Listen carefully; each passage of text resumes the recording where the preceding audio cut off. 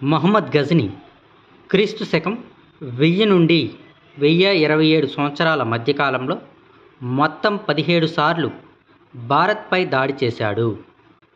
మహమ్మద్ గజ్నీ ఈ దాడులు కేవలం సంపద కోసం మాత్రమే చేసి తన సైన్యాన్ని పటిష్టపరుచుకున్నాడే తప్ప భారత్లో ఏ రాజ్యాన్ని ఆక్రమించుకోలేదు.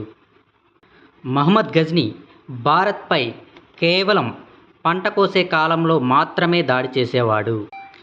మహమ్మద్ గజ్నీ దేవాలయాలలోని విగ్రహాలను నాశనం చేయడం ద్వారా విగ్రహాల విధ్వంసకుడు అని పేరు తెచ్చుకున్నాడు.